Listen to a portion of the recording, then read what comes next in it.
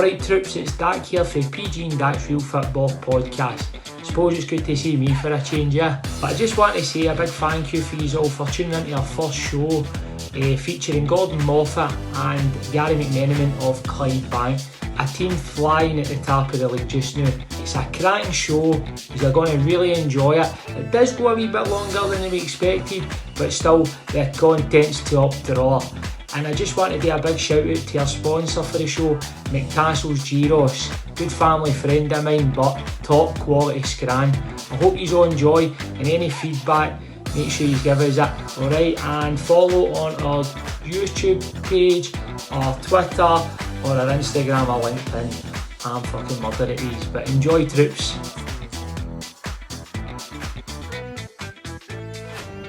Right, Moff, guys, really appreciate you coming to speak to us, or staying in the house and speaking to us tonight. It's brilliant. So glad to get the first episode on the go, and particularly having the leaders of the Premier League coming out or sitting in the house speaking to us. So thanks a lot, lads. Oh, we lads all the West, you know, at your top of the league, you never know. Just before we get started, I'd just like to show the t-shirts after that, yeah. Look at that, man. That's top quality. £9 a pop. I hope that's that wee present that's coming in. Oh, hey, don't you worry about it. We'll look after these. Right, so we'll just go back to the very start. Where did the two yous first meet and start playing together? We first met at Annan. So Annan under 18 stroke reserves. So I'd just left. I'd left Queen of South. Came to Annan, we started playing the 18s. Gaz was a year younger than me, but was sort of playing up a wee bit. And we're playing, two of us were basically playing in the 18s and the reserves. So we're playing 2 games a weekend. We'd play a Saturday for the reserves, and then go and have a good night out, and then play for the 18s at whatever 11 o'clock on a Sunday morning, not even bat an eyelid. Do you know what I mean? When you think back, Carlisle and all. It's crazy, but that's where we first met. So, Mon, for you, I know that obviously Gaz is food in that way. You originally food in there, or was that just who you happened to be?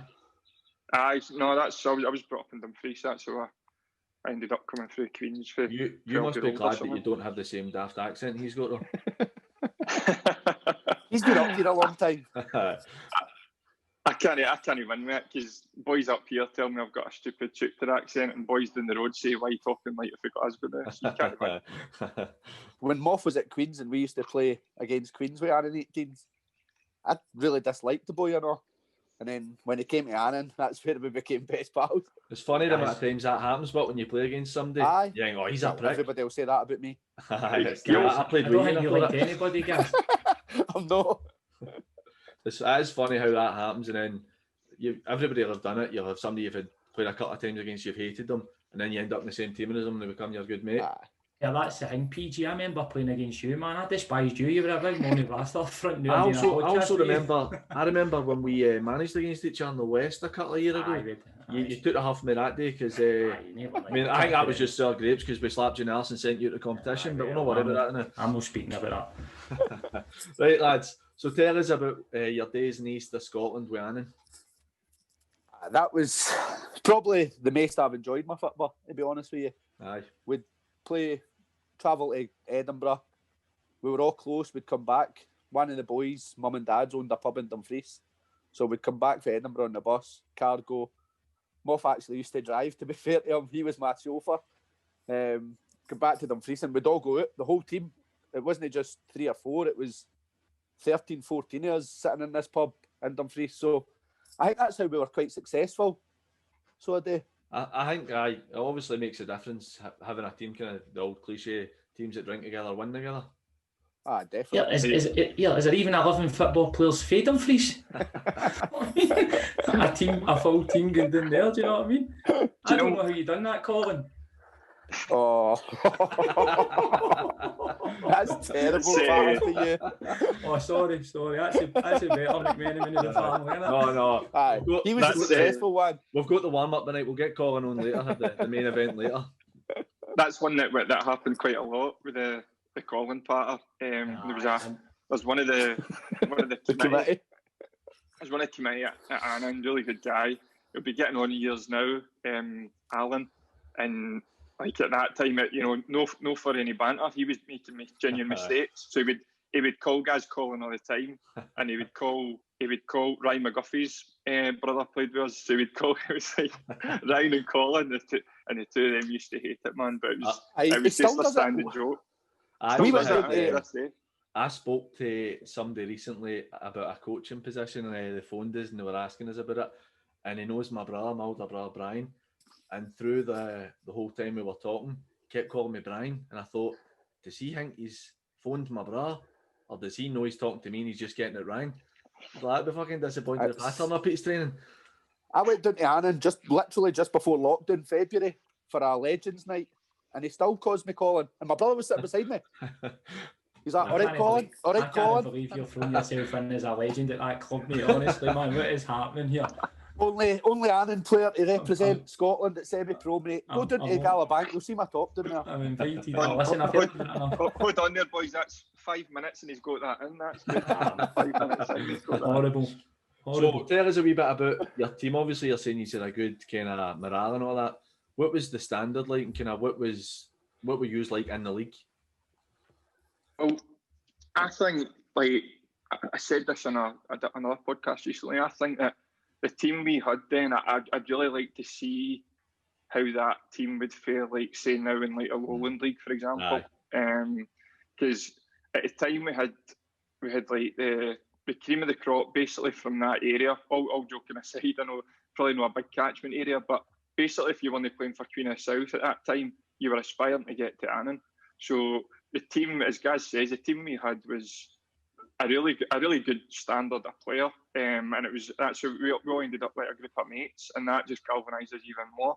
But I would really like to see, because at that time, the East of Scotland was a right good league, right? So you had like ourselves, Spartans, Whitehill Welfare, Edinburgh City, and a few others, and some right good sides in the league. So I don't know. It's hard to gauge now because it's all changed. It's hard to gauge where it would be. But I think we'd have been a good Lowland League team. See, that's like last night with that. I was saying last night that Bonnie Rig Rose game with Dundee, man. You see it so often enough, Moff and guys. I think that the standard at this level. So you're saying with that team, I think that there's so many teams that could go up and do really well in the higher leagues. Definitely. A lot of them have got the infrastructure not. All you need is look at Talbot last night. Look at Talbot. The amount of times they've went and gave teams a doing or comfortably won games against higher league opposition. But see, in terms of like, obviously, I don't think you ever remember what your team's like kind of properly when you're playing in it. You always maybe think they're better than they are. See, compared to your Clydebank team now, how would you rate your Annan team? Oof. Remember, the boys for Clydebank will probably be listening to this. So no, out of the Annan team, with Graham Potter was the goalie, and then it was Dougie Calder, who we got on loan from Motherwell, and two unbelievables. But we've got Jamie Donnelly in goals, who's, in my opinion, the best goalie in the league. Mm-hmm. Very good. He is he's all round. He's just a presence. So he is. At Annan, we had a centre midfielder who is the best I've ever played with, Chris Jardine. He was at Rangers right through till he was, 17, and then went to Annan, never left.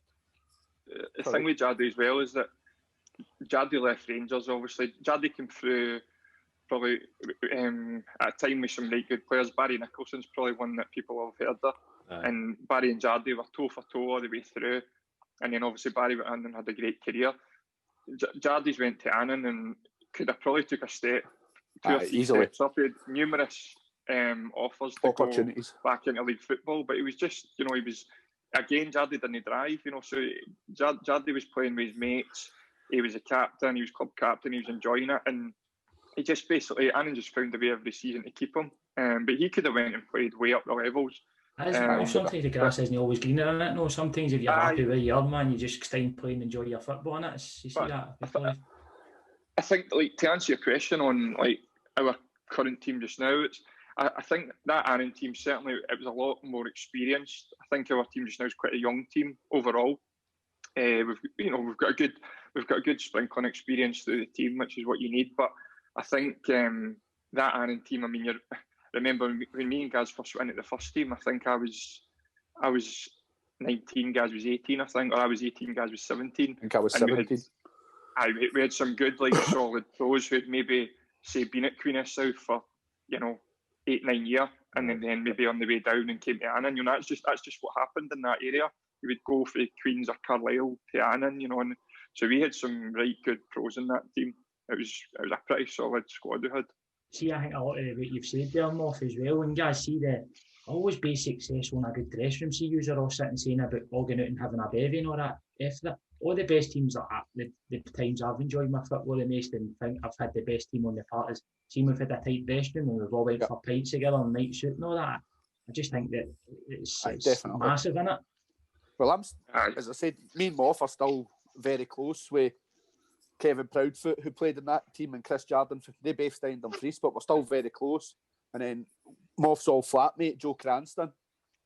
We're still all very pally with each other, which I think is quite a testament, because when you usually leave a team, you usually just leave the old teammates behind. Aye. But we've remained close friends throughout, and like we'll have a day out every year. We'll get together.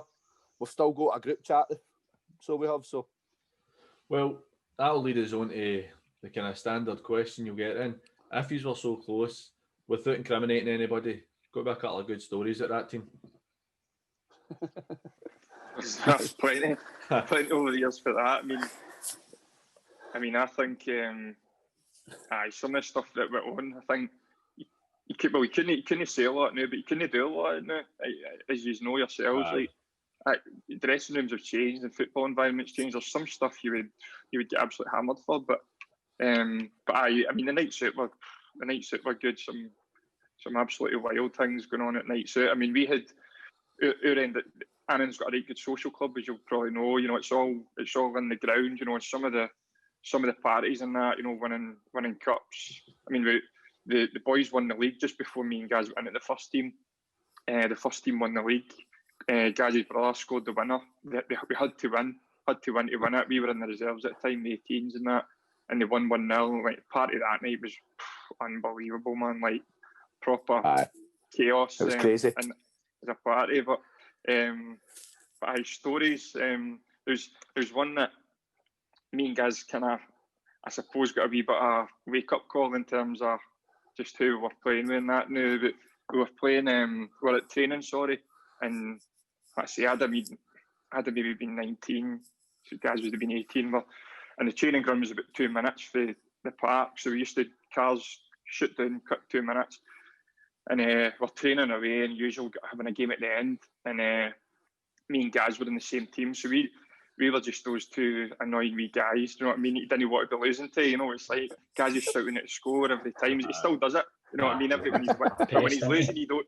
When he's losing, you don't hear a thing. Do you know what I mean? Gaz is like, that's 3 in it, that's 4 in it. And you could see, like, it was quite. It wasn't like a young v old. It wasn't intentional, but it was quite a lot of the younger boys in one team. You could see some of the senior boys like, proper, like, ready to go. And so we're about 4 or 5 up, absolutely battering them. And I've done the thing with remember the Kinchelskis thing up in the ball. Off you all stood in the ball, have you? So I went like that. So I'm running forward. I'm running forward with the ball, and I went like that, stood up and looked, and a couple of boys are howling that, and one of the senior boys just came in for the side, whacked me 2-footed, like whacked knee high. Do you know what I mean? I'm on the deck, he's on top of me. Guys has just piled in from nowhere, and then that boy's good mate was in his team. And it's ended up with 4 of us kind of rolling about. It just happens a million times at training, do you know what I mean? So it all got put apart.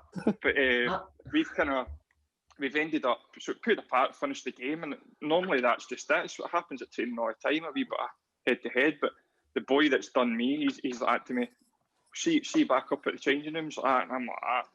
I'm trying to play it cool, but I'm shitting myself. Do you know what I mean? I'm going, what do you mean that's it? Surely that's it. He's tackled me. So he's waiting, like, we get back in the motors, he's waiting and all that. And again, for the senior boys are having to pull us apart, man. So we kind of learned a lesson that day, just to, you know what I mean, just learn where we were, and we're still learning the game. So brilliant, Moff. It's one of the ones where everybody's got a hoodie and you start shouting, I would have done you in for we've really holding me back. I've done it myself. Let's go. Paul, do you remember the one when we had to train indoors just before Davy Allen's wedding? And I'm sure it was Skeetsy, was it? Aye. One of the boys, before we had to train indoors, and we were just kicking, see the indoor boys. Aye. Davy Iron's wedding was the weekend coming up, and one of the boys just leathered the ball, and it's just scalped Davy Iron right in the face, man. Honestly, gave him a black eye for his wedding. So it did. We wanted a wee fuzzy green boys as well. Oh, man. The green ones. Brilliant. His wedding was the next week. Oh, so carpet buns. It's I see when. Sorry, guys. Just one of the changing room ones. We used to do like a first goal scorer on the bus up the road to Edinburgh or something. So we're all the committee's putting the names in. Like, so I've got like that, right? Put out Annan 11. I was Annan 11. So in my head, I'm like, fucking beauty, first goal scorer, gets up. Harry Kearney was our gaffer. So he was in Glasgow, so he just met us at the ground. So came off the bus buzzing, Harry, Annan 11, Annan 11. And he's looked at me and I'm like, what the fuck's that cunt looking at me? He dropped me. He actually dropped me. He actually played him off instead. So he did. I was absolutely fuming. So during the game, I'm terrible if I'm not playing. Really bad. Which isn't great because I wouldn't like my players to do it now. But so I've came on with 10 minutes to go, missed a sitter, came off and all the boys are like that, pure chuckling away to themselves. So we're all in the shower, come out, I'm going to put my stuff on, and they cut my pants off and cut the bottom of my socks off. So I'm already in a bad mood. So and I was like, who is it? And still to this day, I don't know who it was. But honestly, it was Moffat. Not even he would tell me. Cut your pants up. I couldn't even talk to him. Do you know what? He go, like you say, he goes that way, just pure huffy, man. I think I'd been suspended or so in the week before, or was away or something, but I wasn't there. And I came back into the team, and guys got left out, and I obviously shuffled the team around a bit. So he's absolutely raging. I'm trying to speak to him in the warm up, and that he's like, "Oh, just leave me." But all that stuff. That stuff with the changing rooms and that was every week. Do you know what? Every single training session. Remember the Kerr twins got us? With fancy dress, man. My God. We had two, obviously, twins in our team, Gary and Ross Kerr. Very good players. Played with Queens right through and then came to Annan. And it was their 21st. So they're handing out invites. So on mine and Moff's invite, it says, fancy dress. Here's the location, blah, blah, blah. Bear in mind, guys, sorry, but in there, bear in mind though, this was about a month in the making, this prank. So me and guys, because we were quite loud in that training, we were just targeted straight away. So on you go, guys, sorry. On everybody else's invite, it says Ross and Gary's 21st.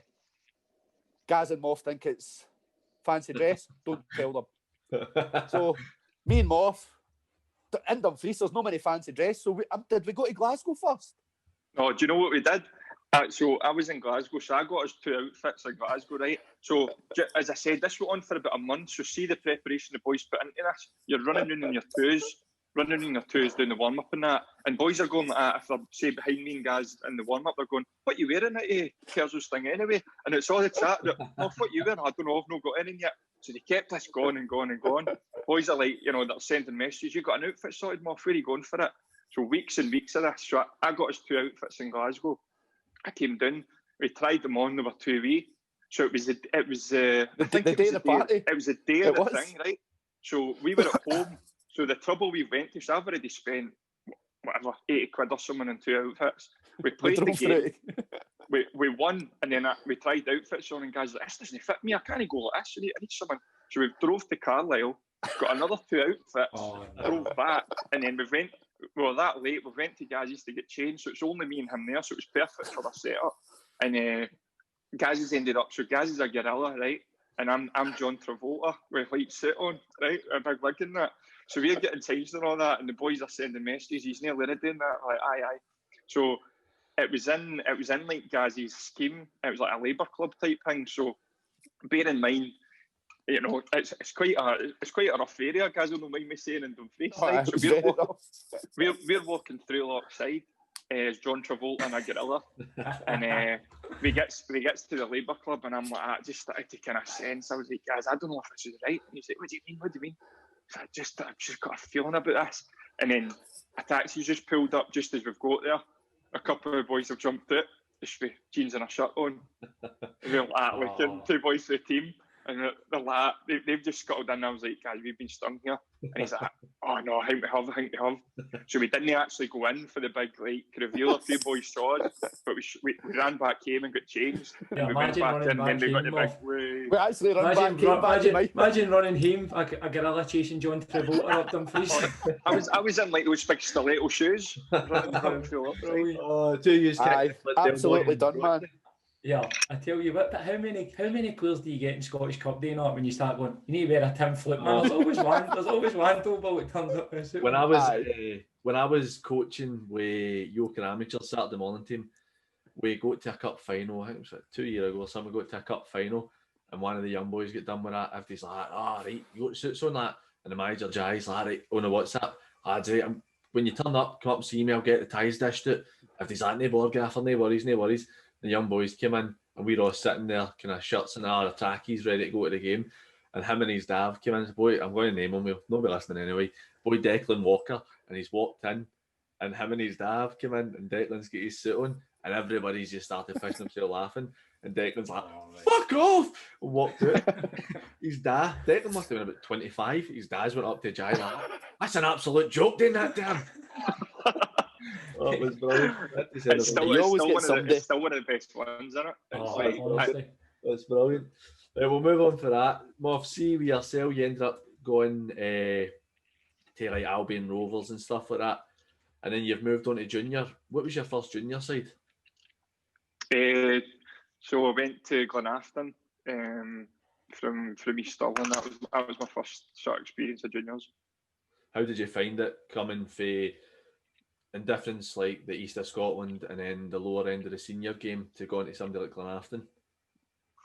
I thought it was good. You know, the standard, the Premier League at that time was a really good standard. I remember I'd went to Glenafton because there was a few boys that I knew for kind of senior football that went there recently. So there was a couple of old Albion Rovers teammates that went there, and Gordon Dale was the manager. They had quite a good high profile on that, and I thought I think I was Linlithgow I was speaking in the East at the time, and I ended up I went to Glenafton, and it was good. It was a good group of boys with a good team. I think our first game was at home to Irvine Meadow, and like I saying, I wasn't sure what to expect. So I'm thinking, is this going to be a bit of a Rani, or like what's the standard like? But Meadow arrived in like a top of the range bus, and they're all getting off just with the toilet bags and all that, and I'm going like that. This must be decent. I think I was playing right back. I was marking Andy McLaren that day. Do you know what I mean? It was a good standard. I think we beat him 3-2. So right for the get-go, I was like, this is, it's good. There's good players here. And same as nowadays, Paul, there's a lot of players that could go and play up the levels. Definitely. Was that at the kind of time where the Meda had a wee bit of money? So they had a right good, Straney would have been in their team at the time, and guys like Andy McLaren, they did some right good players. And the league in general at that time was, a good standard. I can't believe but junior players coming after a toilet bag, man. That is, see if they done that down at Ural Rock man about 10 years ago. The toilet bags would have been stolen out of the You're saying that every time I ever played at the Rock, I get threatened to get stabbed. So I don't think that makes any difference. But a mouthpiece on the part of yourself, mate. I don't blame them. I was always getting people to hold me back to pretend I was going to get into the crowd again. So, Gary, what was your first junior team going for East of Scotland? Cumnock, right. Were you? What was that your first season? That was my first season, I'm sure it was. That would have been, 11, 12 years ago then? Aye, that was, I think Faz had just took over maybe 4 months before, and they tried to get me, because I obviously knew Faz through the prison team. So Faz tried to get me, but he couldn't sign because it was after, March or April? March the 31st. March, so it just closed, so I couldn't sign. And then I said to him I would come in at pre-season, and that was me for 6 years, I think, it coming up. What was your kind of your views on Fraz and his training and stuff like that? I thought Faz was brilliant. So I thought he was ahead of his time for what I was used to. So Harry Kearney was always like run, be as fit as you can, whereas Faz was all with the ball, and I just thought it was really good. See, the reason I asked that is because I think for myself, Fraz is probably the best type of manager I've ever had for training and all that. I thought I was only 21 when we went to Cumnock, and I remember thinking this is just night and day. I came off like playing with Colwynnon, and it had been Gary Faulds had been my manager there, and as much as Gary was all right, and I got on really well with his boy, I couldn't say I particularly enjoyed playing under him. And then you go to that to go into Fraz. That's what I'm saying. He was ahead of everything that I had dealt with in coaching, and that's the type of coach I would want to be. So, see on that, as you said, you knew him for obviously the prison team. Obviously, I played with you at the tail end of it, man. But remember just one wee story, just a quick one, PG. Where my first game, we went to rugby. It was a place in England. We were playing against the English service, and it was my first game. So we go down. Honestly, the gaffer couldn't hanging right out of gas all the time. Like, free kicks, Gaz takes them. Was that Paul Holland?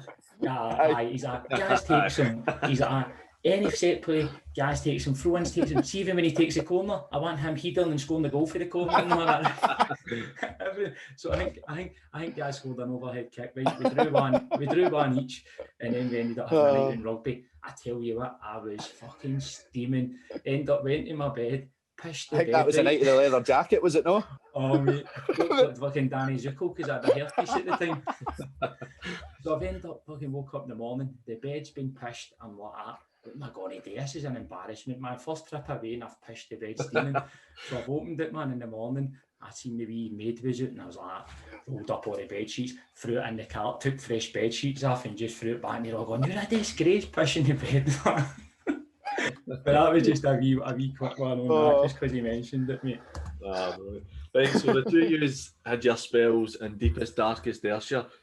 And I suppose before we move on, I don't know how it was for you, Moff, because you were obviously down there every second week. But every time I ever went down to New Cumnock, didn't matter what the weather was like anywhere else, it was pissing down in New Cumnock. You could literally drive through Cumnock and it'd be lovely and sunny, no cloud in the sky. And then you get in New Cumnock and it'd be like a thunderstorm. Every time I ever went there, I'm assuming it wasn't always like that. It wasn't like that a lot, to be honest. It had its own wee weather system at times, but when it was a decent day down there, it was nice. When at that time when I was playing there, when the park was nice and it was a relatively cool day, it was decent. It was as you know, it's a good setup and that. So like I enjoyed it down there, and like to be honest, the only reason I left, it wasn't through. Some teams you leave teams that I'm not enjoying it, or I don't like the manager, or this and that. It was purely just, as you said, the travel. I was going down there too much, and I was like, I kind of came to this. Probably never thought it through. I kind of came into this level to get away from all that, going to Elgin and all that. So I was just keen to get back up the road. That was all. But I really enjoyed my time down there. Like, brilliant people. It's still a big club now. Obviously, Moff, you've went on to Clydebank as a player, and we'll talk about that a wee bit later on when we go on to talking about Clydebank. Guys, you were at Cumnock for quite a spell. Did the two years end up playing together after that, or was it just? We went to, when I left Cumnock, I went to Rob Roy, but basically just because Moff was there. It was Moff that said, look, come up here. It's 2 minutes for your house. So that's how I signed for Rob Roy. How did you find it? Were they playing at Cumbernauld at the time? Aye. How did you find it being there? I think Cumbernaulds a great setup. See if they could sort the park out. Aye. It's an unbelievable setup.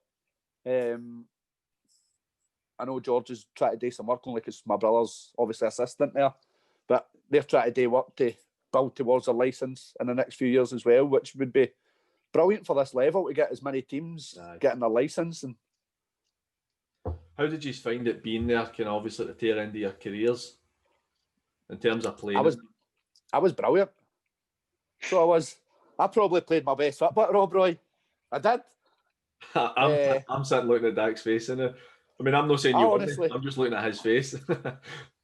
When I got myself fit, that's probably the best I've been. What was the score when you came back to centre half?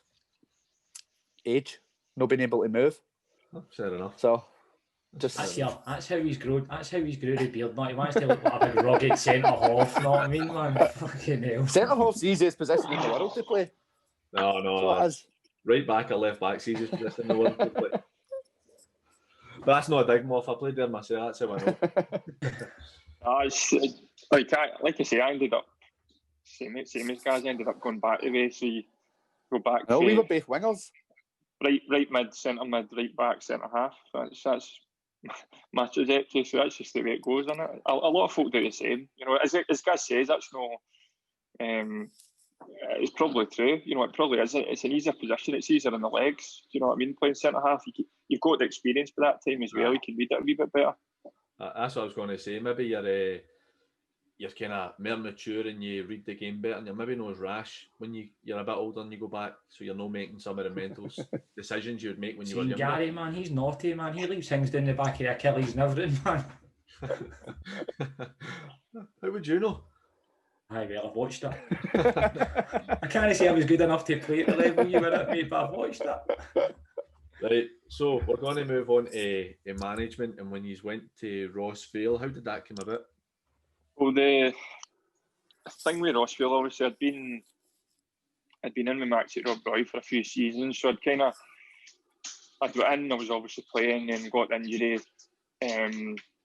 retired effectively, and then straight into a coaching role, which was, again, I was talking to somebody about this recently. Sometimes you've got an idea that you want to be a coach, or whatever, but just you don't get a chance. There's no openings, or you don't, So I was quite lucky that Rob Roy gave me that opportunity and straight in as sort of a coach. And then the way things align sometimes, Big Paul Ronald, who was assistant at the time, moved to Queen's Park. So suddenly, straight away, I'm the assistant manager of a big club. Let's no kid on it at this level, a big club.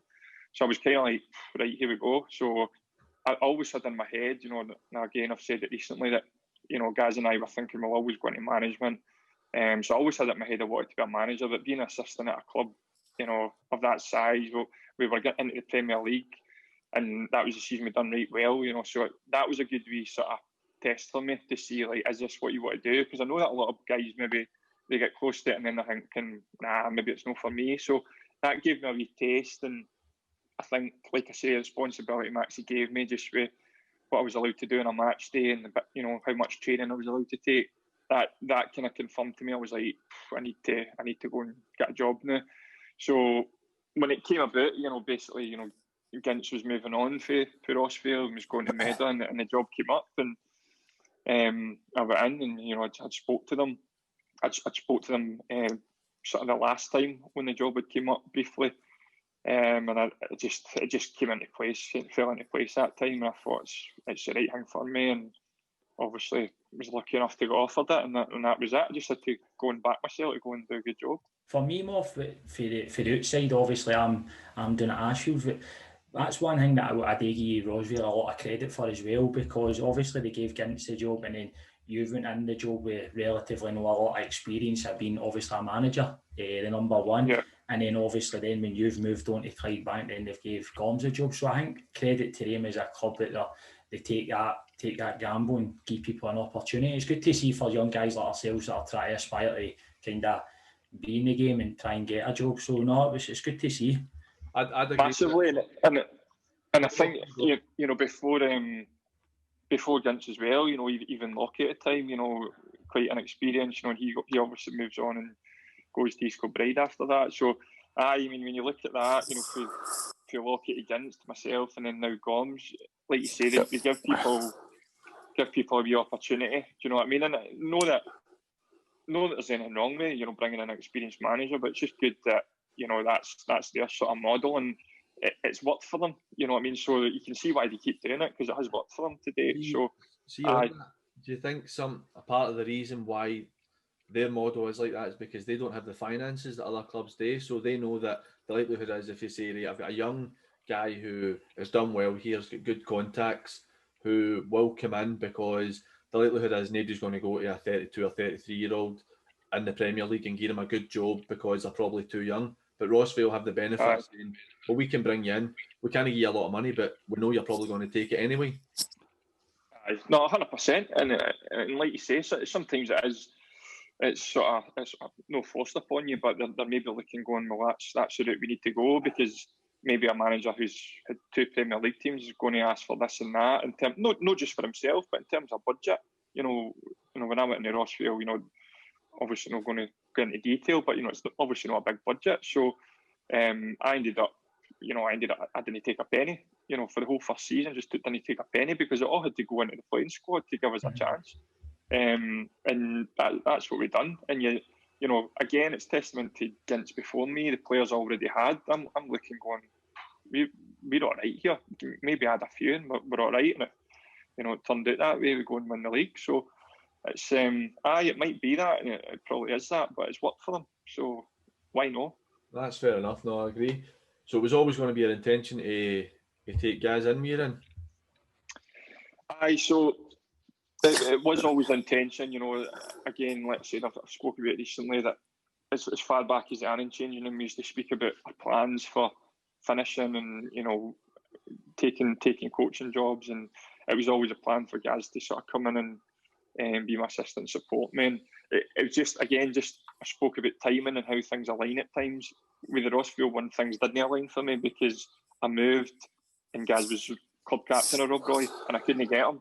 You know, I couldn't get him straight away, which I had to respect. You know, you're not just going to get a club captain to leave, and you know. Tell them the reason why, Moff. What's that? Well, I was obviously having to make a decision of stay at Rob Roy or move to Rossvale straight away. So I was thinking, right, I'll play one last game and then I'll make my mind up that Sunday. So we played Hurlford away, scored a hat-trick. Couldn't really leave on that, could I? Aye, that's right, actually. And, you know, I couldn't leave on that, and that was the reason. It was we were at our game, obviously, and I saw that and I saw the result, and you know, Gaz has scored a hat-trick, and I'm going like, well, that's the worst possible timing. Do you know what I mean? Because obviously they weren't going to let him go after that, and but you know, it's just one of those things. So I ended up in a position where I'm like, right, I've, you know, potentially got a wee bit of problem here. But again, as I've spoken about many times, you know, I was fortunate that I went in and, you know, had Drew Marshall and Kirky there that were willing to sort of support me, and you know, still got them with us now. And again, that's the reason for that, because you know, I'm quite big on loyalty and sort of trust, and they trusted me and I trusted them at the time with great success at Rossvale. So they come that's with how you met Drew and Kirky then. They were already at Rossvale then, Moff. Aye. So I didn't know either two of them from Adam, and right. Again, I think that's the amazing thing about football, that you go in there and you've got two guys you're essentially asking to give you, you know, can you give me a hand? That's what it was at first. I said to Drew, look, can you give me a hand? Kirky was playing, so it was a bit different. He was just taking a bit of training, but I just said, look, give us a hand, guys, and let's see how it goes. What's his training like, Moff? Is it decent standard? Good. Aye, excellent. It's I kind of liken it to my own style, you know, the sort of things I want to do, you know, very technical, big thinker. He's a big thinker in the game, which I like, you know. Maybe sometimes overthinks and goes too deep with it, but that's just the way Kirky is. He's passionate about it. But did he ask you to ask that? Oh no, mate, no. He loves doing things like that. I've no spoke to Kirky one wee bit. So no. That's an absolute. You just spoke to him. Yeah, the paranoia's written right out of you know what I mean? Telling us he was scored a hat-trick and then paranoid, man. What have you been up to? No. See, with fair in hindsight, I should have left then, because I ended up putting myself out the game, because obviously I fell out with Rob Roy, and left the 29th of March, and obviously the 31st is the cut-off date, and they refused to release me, so I put myself out of the game for the end of the season. So something that works, isn't it? Aye. That's my pet hate. Like, I was talking to this about somebody the other day. Like, I know clubs have got to look out for themselves and that, but see these clubs that see even somebody doesn't want to beat the club, let them go and try and get another club. I hate that. Yeah. I know it's a bit easier for us to say, but if somebody's not want to be there, let somebody go and play football. Let them go and join another club if they don't want to beat your club anymore. Especially with you going with Moff and that, they knew you were going to go in as a coaching capacity as well. So I think it's a bit bad taste at times as well. I think sometimes clubs can drag their heels a wee bit, and it's not nice to see. I don't think at times. No, that's exactly it. Doesn't really benefit anybody. You even look at like in the senior game with Eamon Brophy there, where Alex Dyer just went, he's leaving, his head's not in it, we may as well just let him go now. Aye. Who's benefiting? If Kelly aren't going to play him, then what was the point in him staying there? And it was the same with you. Who does it benefit? But Exactly. See, just to go back onto what you said there about Kirky's style of coaching and your own as a bit of thinker of the game, in what terms do you mean for that? I just think I've just always been that way, so I'm not saying it's right or wrong. I just I'm quite a deep thinker about football in general, so just daft things. I'm a Man United fan, but I don't just sit and watch the game. I sit and look at the system and go, why are we playing that? Is that for the next game coming, or is that because Chelsea are playing this or whatever? I sit and try and analyse the game, and then maybe liken that to our own, our own level, and go, well, what would I do? What would I do if they, daft things, Paul? I've sat in my office in the house and now I've got my tactics board. I've got my whiteboard up for work, but one half of it's my tactics board. I'll just sit and, especially a Thursday, Friday, I'm sitting sort of on my lunch, and I'll have your team starting to come into my head and mapping that out, with markers and that. But then I'm thinking about what do I think they're going to play, and if they start that way, if they're getting it better, what am I going to change to? What's my plan B? And what's if that's not working? What would my subs make? I like to sit and try and play it out and not go over the top with it, but I do like to try and put a bit of thought and preparation into what I'm doing, right down to speaking to the boys before a game. I don't, probably played under one or two managers. I'm sure you guys are the same, that you're just he's came in and he's rattled off a team and he's just going off at a tangent. And sometimes probably I do that because it's things come into your head. There's that much you want to get out, but I try and plan that out and be quite methodical with it and detailed. No, see, I find that quite interesting. Like I mentioned earlier, that myself and Dak had managed, and it was only amateur level, but I found that basically in my old work, when I was managing Bridgewater amateurs, that most of the people I worked with could pick my team without ever knowing who they were, because I couldn't switch off. I used to sit during work on a Friday and I would be doing all my set pieces, and I'd be writing down like where I want boys to go for set pieces and all that stuff. And I'm similar minded as yourself, where that stuff really interests me, and I get to some people it's boring. And when I first started picking up, because most of the boys that I coached had never played at a high level, a few that did, boys would be looking at me like, why the fuck are you putting up where you want me to run at a corner? And you're like, because it's specifically done for a reason. It's not just like, right, we'll just go and then just try and see if you can go and header the ball and see if you can score. I think that you get more out of having the kind of detail, but that's just the way I am. It's like you said, we've all had managers who literally would give you a number and then tell you where you were playing. You just kind of have to try and work it out yourself. And I try and let the boys see what the benefit of doing that is. I get that. I always say to my players that, I've been a player. I get that on a Thursday doing a bit of shape or doing your set plays is boring. No. You don't turn up to do that. You turn up on your Thursday to play some football, and we still do that, obviously. But I try and kind of put onto them why that's important. When we do score for a corner that we've worked on that Thursday, and it starts to sort of click in their head. And I think going back to the backroom team again, that's why when I look at Gaz, Kirky, Drew, and Phil, who's my goalie coach, we've got a team of 5 guys here who, one, they're all passionate about the game and they think about football a lot, but they like all the attention to detail and the professionalism things as well.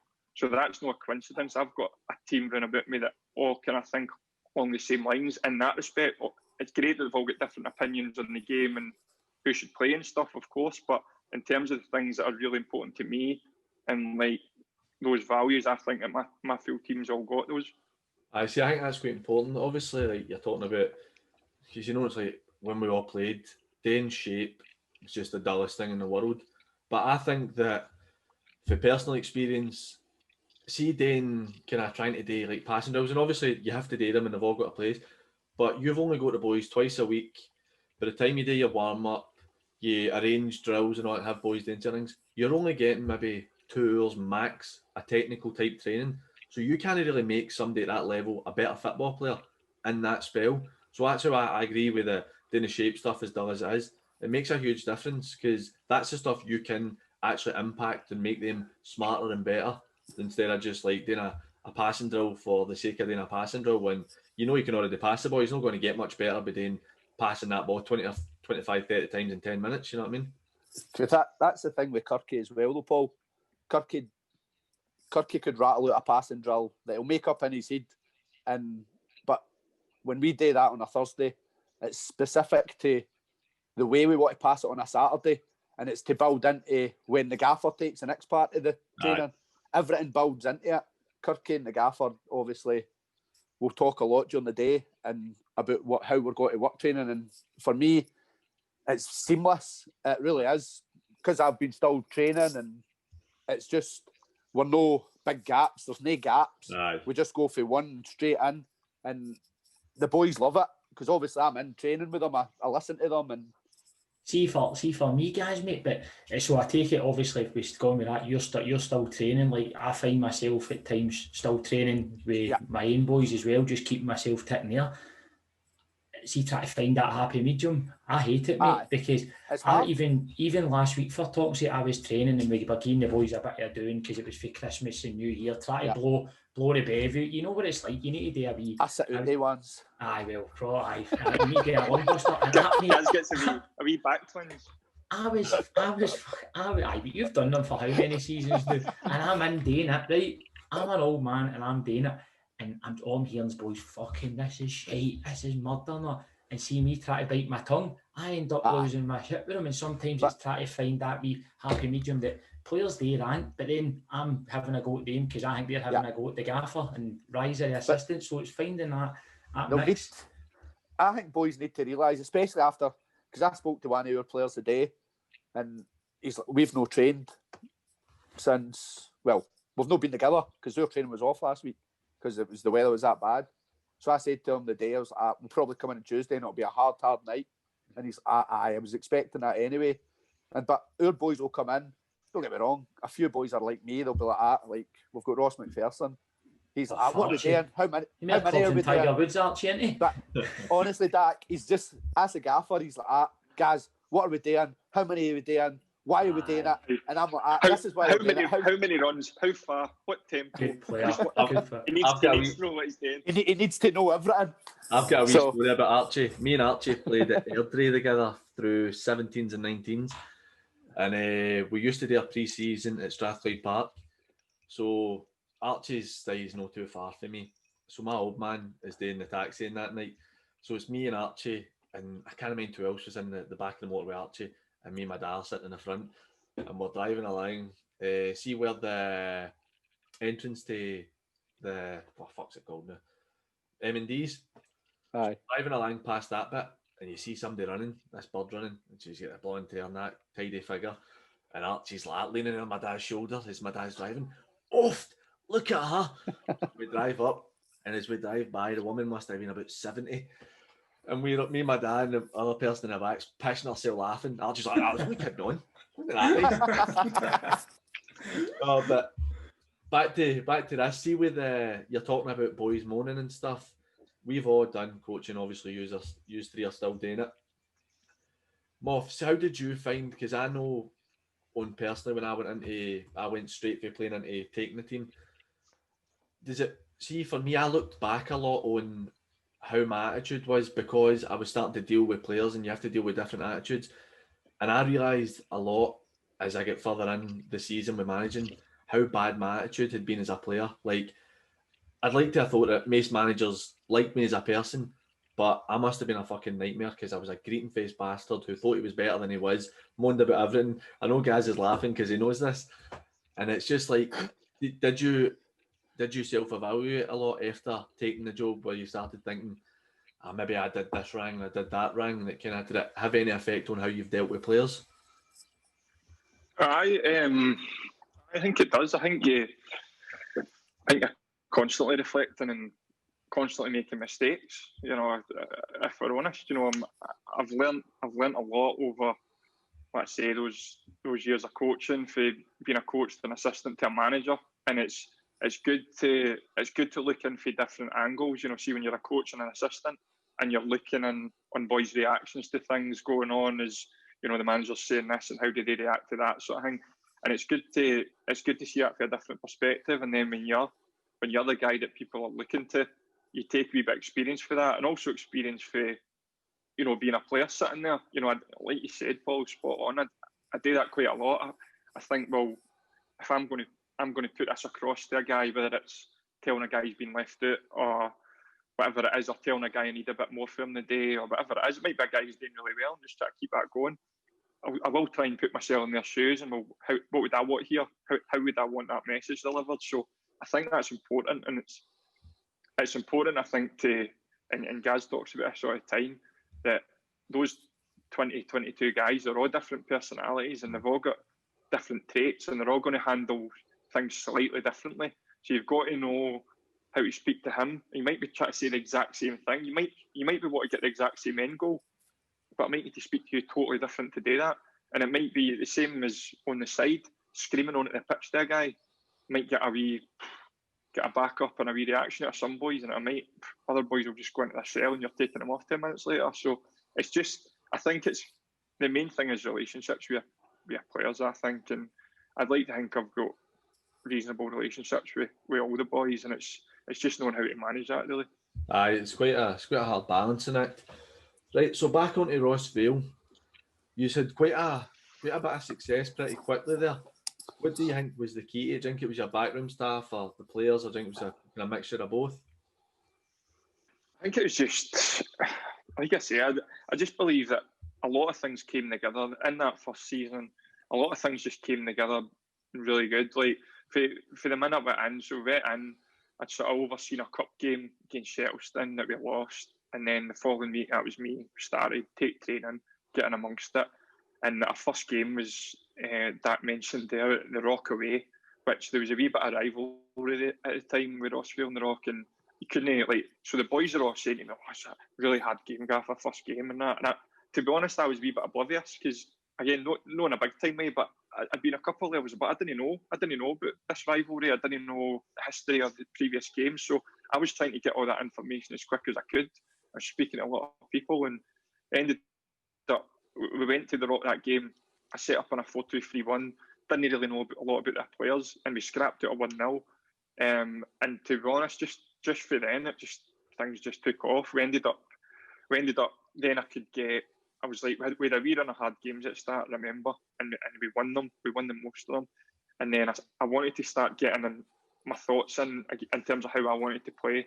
So going back to the shape thing and all that, when I came in, they'd played about 9-10 games. For me, looking at goals against column, I was like, we're scoring goals for fun, but the goals against column isn't good. I want to get that down to below. I always try to get it down below 1 a game on average. So we spent a lot of time on that, and I was trying to say to them, you don't need coached how to go forward. You're going forward and destroying teams, but we need to be a bit more structured going the other way. And we did that, and again, that's not down to me. That's down to good players who were able to take on board what I was saying.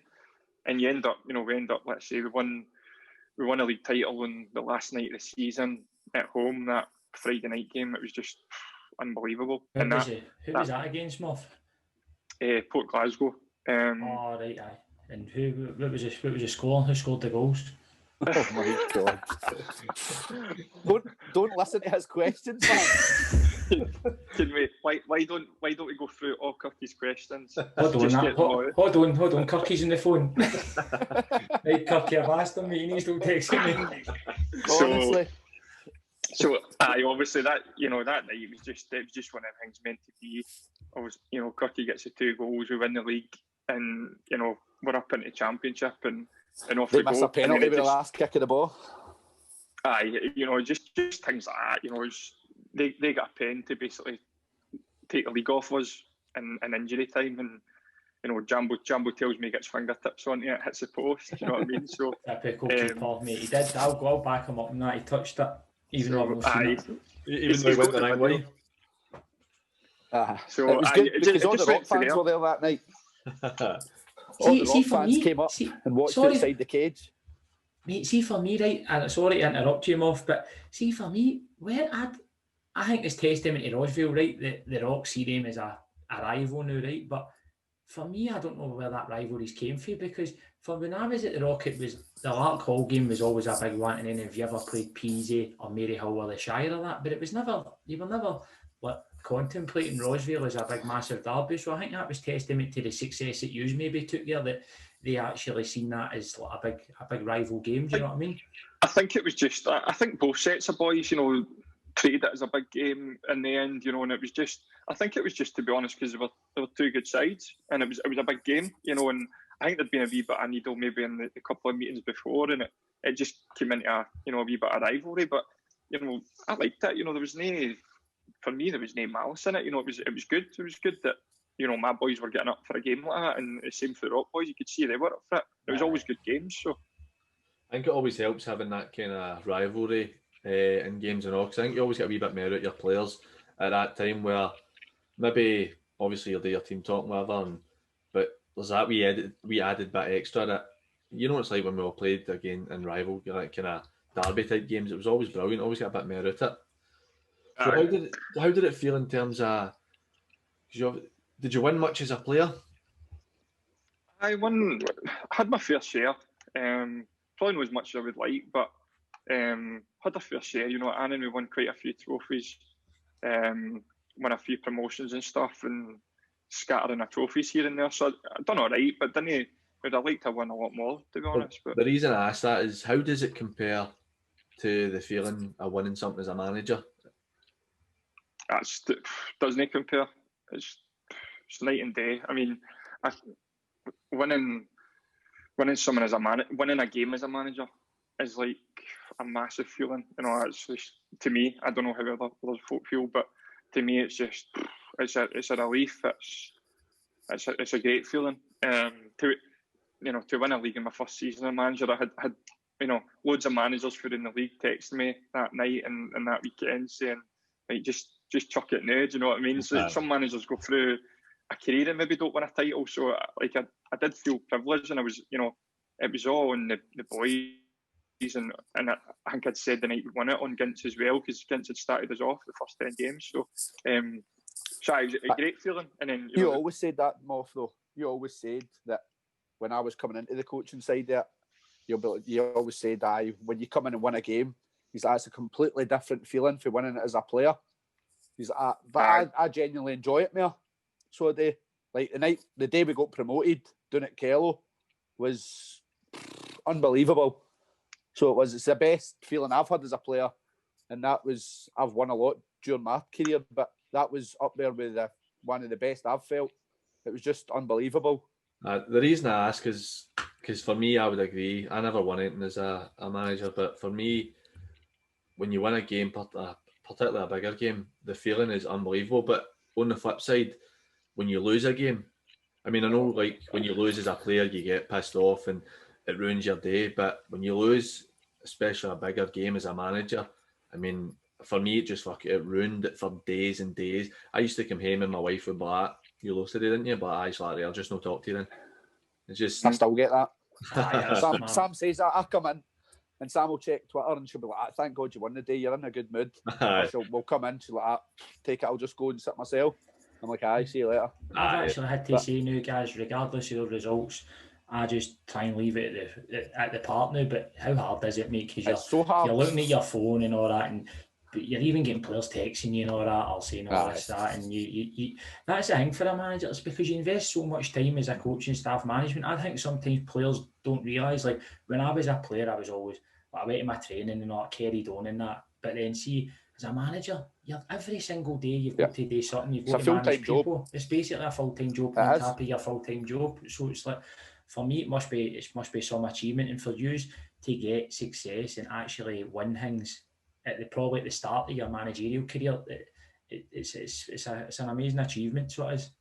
Definitely. I think as well on like what you're saying, they're losing and just feeling it and that, like we'll all do the same. Do you know what I mean? You go home and you sit and dwell on it. I think for me the big thing with losing it, even drawing a game that maybe we shouldn't have drawn or whatever, I think as a manager, I just feel like, what did I get wrong?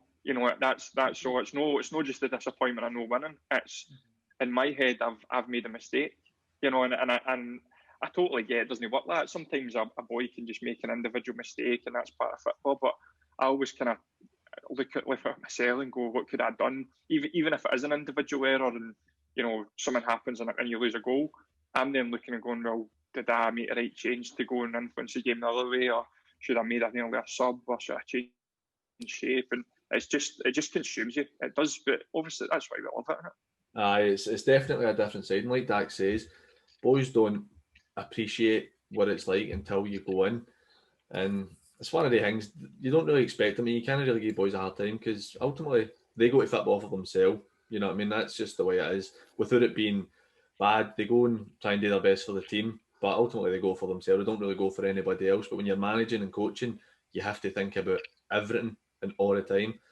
But that'll we'll leave that there. We're going to do a wee bit fan zone where we've had some questions put into us. The first six are off of Kirky, so you'll just need to use a wee minute to do them. Yeah, I'll just take them off my list. Hold on a minute. You're on it, thanks, mate. Right. So the first question is who's Crackpot? Okay. Huh? What? Drew made. Well, actually, I think Kirky made it up himself. Right. He actually caused you sell it.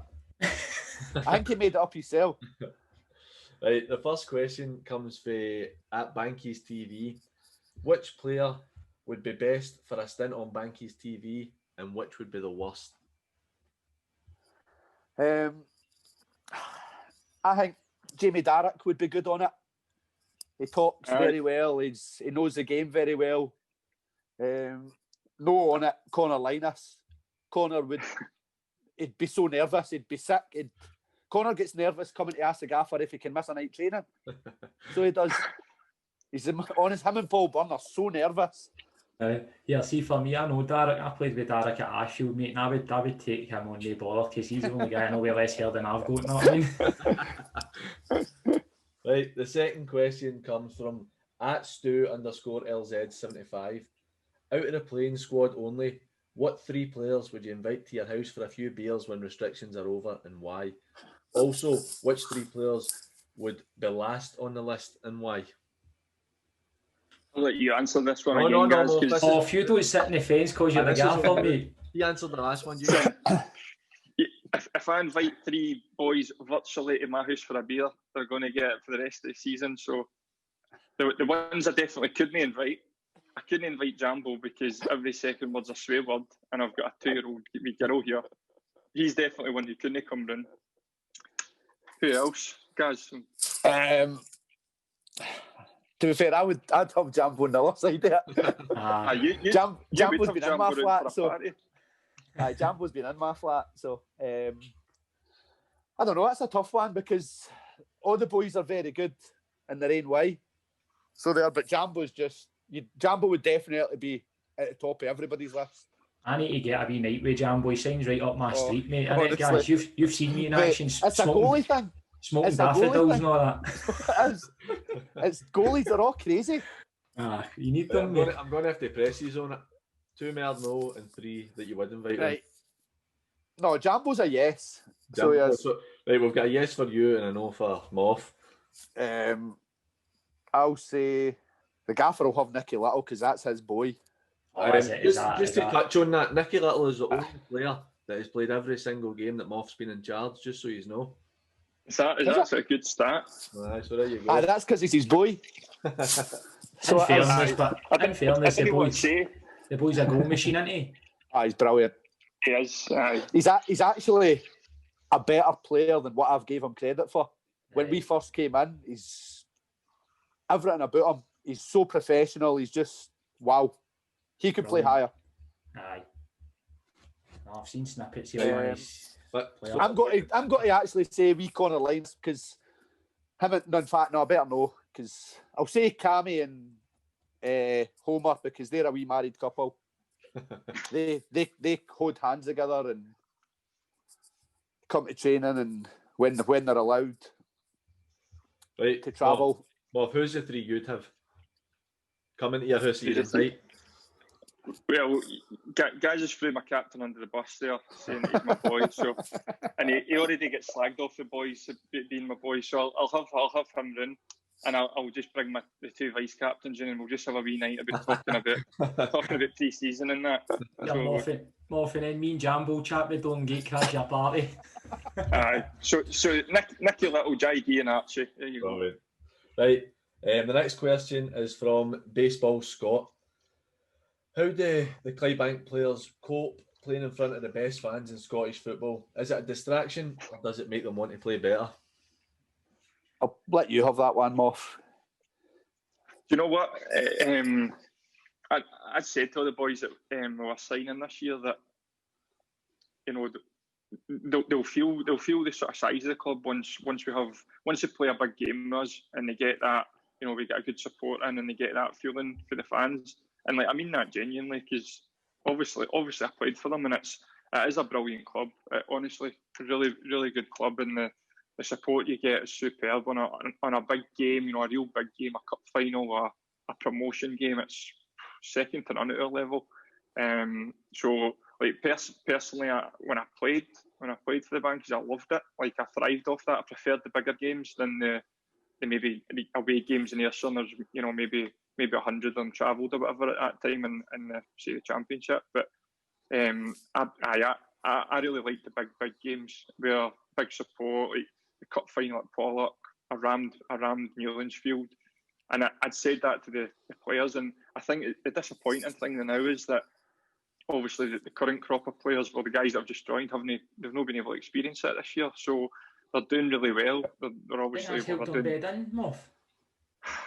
I don't know. Because it's a big pressure when you go to Clydebank, and I can't say I've played down there because I was never up that level again, but I've been doing watch teams. They are a great support, but they also they want success in that as well. But with the way the boys are playing and flying, do you know what I mean? I think that it would be a really good atmosphere around about the club. The new fans were allowed in. See, like, if I'm honest, like, it would be a benefit to have them there. I think because the boys that we've brought in, they're all good players and they're sort of fitting into the style we want to play. So I don't think it would impact really at all what we've done so far. And I just want them to sort of get a taste of that, you know, and whether that's going to be this season now, I don't know. But I keep saying that to them, even if it turns out it needs to be next season, they'll thrive on that when it comes. And I think, you know, a few of them have even said to me, I think they're sort of looking forward to that because it's brilliant. It is. They're really good. See with that question, though, PG, the only thing I'll disagree with is I think that the Ashfield fans are the best fans in football, because the 10 of them that come to home and away games, mate, are different class. Yeah, I think that Clydebank fans are something special, to be honest. I grew up when I was younger. I stayed in Knightswood and moved to Erskine, so pretty close to Clydebank, and I've got family in Clydebank and that, so I've would go see them and stuff when they were still senior. But for me, my first ever game in the juniors was against Clydebank when I went to Rob Roy when I was 18. And it was a top of the table clash, maybe February time or something. And there must have been 500-600 people at it. And I thought it was unbelievable. It was mine and Maxie made his debut for Rob Roy that day. And I set him up for his goal. We drew one each.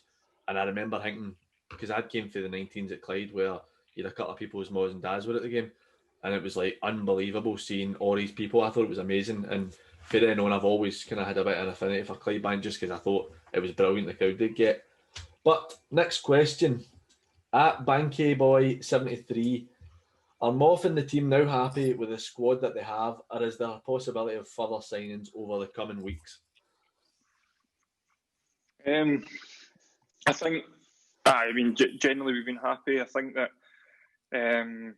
obviously as we got into the season and all the COVID stuff was still going on, and you know everything that happened there, we obviously added Lee Gallagher just because we felt we need to run with a bit of a bigger number because you might have boys missing or isolating or something like that. So we went with a slightly bigger number, and there's potential maybe for one more to come in, but that would really be us for this season unless obviously we lose any.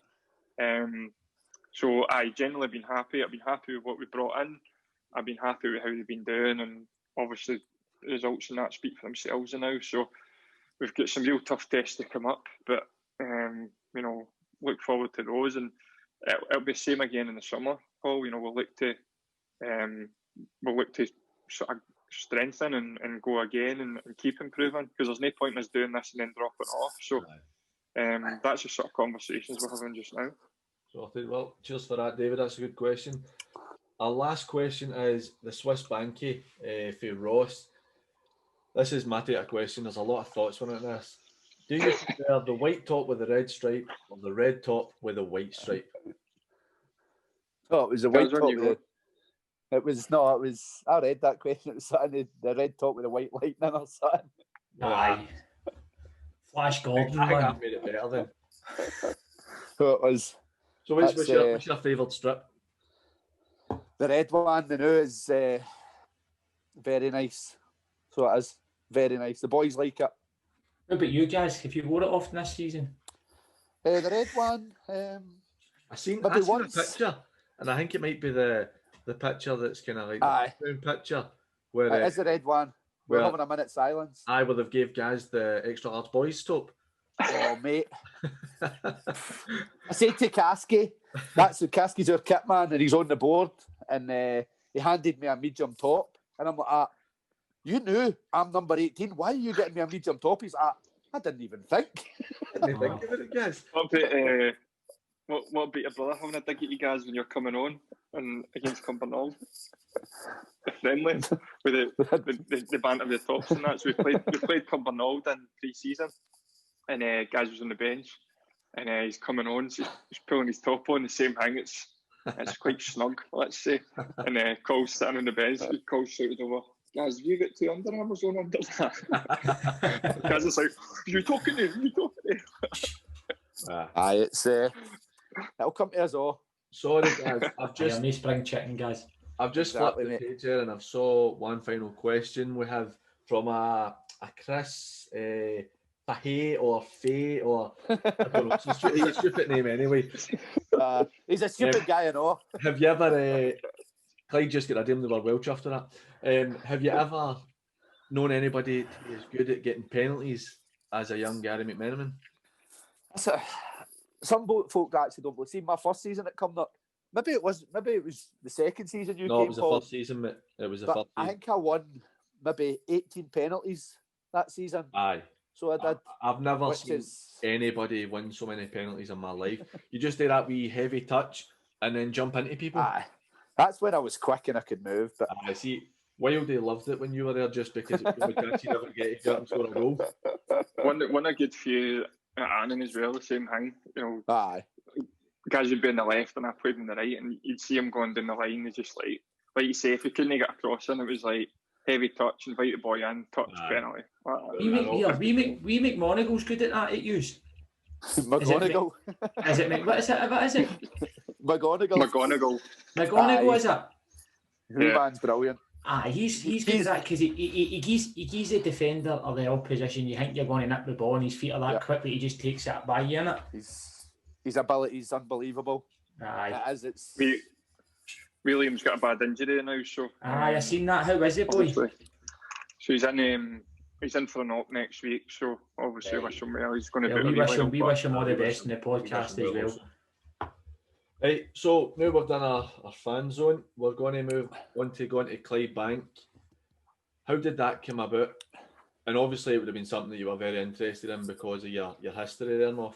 Aye, it's just as similar to a lot of situations. You know, we were at Rossvale, so it was the second season, we'd got the promotion for the Championship up into the Premier, and we'd started off, we only started great, if I'm honest. We've lost a few games. We actually beat Clydebank away. With Rossvale, that was our best performance of that season to date. So we were only like 6 games in, and it was a frustrating start because we were always in the top league and we'd so many bodies out. I think the first game of the season away to Cumnock, we'd 7 bodies out or something, and it was annoying because people were obviously looking in and going, you know, I thought this might be a good team in that, and you know what I mean, we weren't doing ourselves justice. So that was frustrating, and then obviously Kieran left Clydebank with his new job and all that, and it became available basically, and you know it was just a case of sort of asking, you know, would I be interested, and we went for a chat, and you know it was a tough one. It was a tough one in the sense of I felt like I was having to let Dom down at Rossvale, who'd been great, and as you say, he gave me a chance, but it was really easy in the sense that it was Clydebank, and it was probably the job I was sort of aspiring to, I suppose, when I first got into coaching. So it was kind of torn because I felt like I didn't want to let Rossvale down. It was early season, but I couldn't no go. So That's just something you one of always them said, ones. Moff. So it was like when we were still playing, and we're like, oh, Moff used to always say, if the Clydebank job ever comes up, that's one I would love. He's like, guys who would love it. The fans are frightening. The whole club's just a great club to be around. And I was like, aye. But I didn't really get the size of the club until we went in. Mm-hmm. It's massive. It honestly is massive. See, for me, see when you get guys on supporters and that's their name on Twitter and all that, that's testament to how big the club is, you know what I mean, in my opinion. But the club is huge. See, for outside, even for like us back saying that, we said right away for the get-go, I think that's a Moff for that one. When the joke came up with Clydebank, I think a lot of people thought that you were definitely the best man for the job, and it obviously proved the case when you actually took the job. I think as well, it's similar to what we said about Rossvale. You know, I feel grateful that they sort of not took a chance on me, because they'd obviously had a couple of good seasons, but still really inexperienced. You know what I mean? So that they still sort of put faith in me and a bit of trust in me. So obviously grateful for that. And like I said, it was just a case of trying to then do everything the right way and do right by Dom and Rossvale and make sure we left as sort of smoothly as we could. And obviously, you know, Goms went in there and done brilliant that season, went and really took them on. So it was, you know, good to see that as well. So it was just that it worked out well in the end, but it wasn't a nice couple of weeks, if I'm honest. It was and like I say, it was bittersweet, because my missus is sort of going, I thought that was a job you always wanted, why are you not happy in that? But it was horrible lying out, you know, lay awake for a couple of nights thinking I need to go and leave here and sort of let Dom down a wee bit. So it was difficult, but obviously I wouldn't change it. You know, if I'm honest, it was the right decision. Nah, I think like you said, bittersweet's probably the best way to describe it, because you do get yourself a connection with the people at the club, and particularly because you did well, there's kind of an affinity there. But obviously, you gave them just as much as what they gave you. Vice versa, innit? You gave them you gave Rossvale a lot of success and all that as well. So I'm sure that they'll be grateful for what you've done as a management team and the players done. So I think it works both ways. You're sad to see you go, but obviously you've gave them success. You know what I mean? That's really, you know, that's what I could say when I left. You know, I kind of went, you know, my head held high in the sense that I gave them absolutely everything. You know, when we're talking there about being a full-time job and all the stuff I'm saying about detail and all that, I gave them all that. I gave them absolutely everything I could, and we achieved, you know, good success with a brilliant group of boys. So, you know, I couldn't have done any more, you know, in my time there. Nah, how did things go with? Because obviously you've taken a couple of players for Rossvale. So was that? I think you're always going to do that when you go to a new team, because it's what's worked for you before, and it's boys you know and boys you trust. Was there any issues with that, or how did it go? No, really. It's difficult, you know. Again, it's difficult for the boys themselves. It's similar to what I've just said. It's not a nice thing. It wasn't a nice thing for them to go to Goms, the club, and say I'm going to leave and go to Clydebank, because there's obviously that connection there. And it's, you know, that's not a nice thing. But as I said at the time when it happened, I wasn't doing it in a vindictive way or a personal way. I was asking those players to sign for us because I thought they were good enough to continue where I seen Clydebank wanting to go, and you know, that's been proved right, that the progress we've made this season. So it was nothing really to do with the five of them being Rossvale players, if I'm honest. It was the fact that there were five players that I thought could strengthen us and improve our squad, and I wanted to get them. And I kind of, to be honest, I tried to take the Rossvale thing out of the equation for myself at least, because that was irrelevant. It was just five players I wanted to sign, and it was then up to them, did they want to come or stay where they were, and obviously they wanted to come. So it's just what happens in football, as you say. It's boys you knew and boys you trusted. I mean, I think probably Rossvale didn't take it particularly well, because when we asked them to get some stats after them for the 2 when we were there, we got a tweet back and a quote that says "fuck off." So I don't know if they're saying it better or not.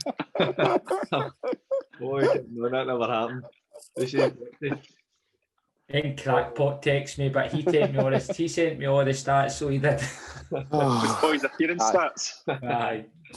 So on to kind of your time at Clydebank, because I've known Gaz a long time, I had kind of kept an eye on it, and he's kind of struggled a bit at the start. I'm looking at kind of some of the stats I've got written down for you. So the 26 games that you were in charge before the West of Scotland set up, he's won 12, drew 3 and lost 11, scoring 47 and conceding 38. So how did you find that comparable to what you've got now, where you've in the last 7 games you've played 7, won 6, drawn 1, and you've scored 20 and conceded 3. What's the catalyst? That's where they were.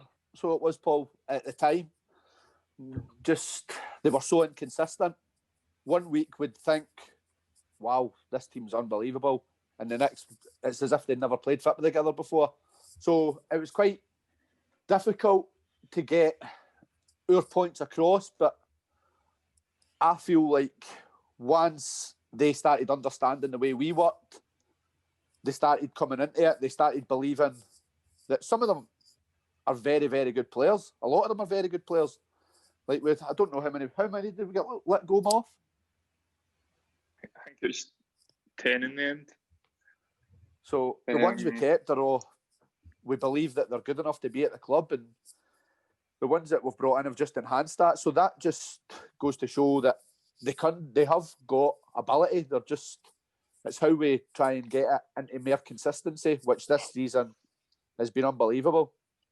I think as well, exactly what guys said there. We came in, I think we ended up, we were 5th when the season finished, but we finished 9th in points per game. Season before that, I think they'd like won 13 and lost 13, and that's no slant on Kieran or the other boys that were there, but probably Kieran would tell himself there's a bit of inconsistency there, and that was one thing that we wanted to change. What you said there about, again, I touched on it earlier about our goals against column this season. That was something that had to change, and I spoke to players in the pre-season as well about the mentality of the club, the mentality of our squad had to change, and that we're not going to be happy to float about the middle of a league and over the piece win 13 and lose 13 and then draw the rest. That's not what Clydebank's about for me. When I was a player there, that's not what it was about. We were a top 3-4 Premier League team, and in my mind it was my job and my backroom's job to get us back there. And that's what we've obviously started trying to set out to do. And it doesn't just happen overnight, but at least now, probably guys have said it a couple of times this season, you couldn't say now that this isn't our team. So this is our team now, it's our squad. And again, it's no slant on the guys that left. It's just sometimes you need to get that better, well-rounded squad that suits my style. And I think we're on the way to getting that now. We've still got a wee bit to go, but I think we're on, hopefully our results show we're on the right lines now. See, for me, guys, obviously, you're talking about the starting. I'll direct this at guys because it's he likes a night out just as much as myself. But see, for all the new players that you've brought in, it's for me how testament to how well you have started, because I think obviously you must have a tight unit, because you don't go unbeaten at the start of the season if you've not got a tight unit. How do you think with the COVID, but this has been the case? Because normally you like to get new players in pre-season and you like to have a couple of nights out and all that, get them introduced to the boys. So how have you found that the dynamics have went just with that? To be fair, see, because of COVID, like Kirky, he was having Zoom quizzes and boys are having today like daft TikToks as forfeits, and so the new boys got integrated very, very quickly, which was different, but it still helped, because when we came in today, the non-contact 4x4s, we made sure we didn't put all like the Rossvale boys together. Everybody was split up so they could actually get to know each other on the park, not just off it, because that's all we had at that point was Zoom calls with them constantly. How good is a night out going to be? But when this COVID gets to, man, it's going to be like a Christmas night out all about every football team all out at the same time. You know what I mean? Or rolled into one Christmas in the season. Can't wait, honestly. It's going to be. It's obviously quite difficult for you having to do that. But I'm going to direct this one at guys as well. Guys, how have you found it being a player and a coach? How have you found the balance? See, to be fair, this year, it's not been much. The player, I'm trying to, because we can only have certain numbers at training. If we've not got the numbers, I'll no train and I'll watch it from a different viewpoint. Whereas if I'm involved in it, said this to the gaffer, I enjoy being involved. So I still feel like I can contribute, maybe not on the park, but in training I can contribute to the boys, and especially, I'm not saying I'm the best centre half, but we've got very young centre halves. So I feel like me and Jamie Darroch are the experienced ones that try and help them, and that's what I quite enjoy, that side of it. So they try and help, because Matt McLean's 21, Matt Niven's 24 maybe. Mm-hmm. I suppose it's a good way of having a bridge between the players and the management staff as well, with you kind of being in between. That's what I mean. Like, as I said earlier, Conor Linus, I'll come to say to me running around in training, "Oh, guys, I can't make it Thursday. Do you want to tell the gaffer?" I just go tell him. He's right there. He's not got to do anything. It's just, but I think that wasn't approachable there.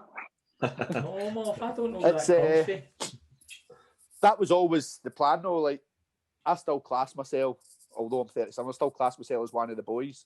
So I've always wanted to be that bridging gap, and Kirky does the same as well.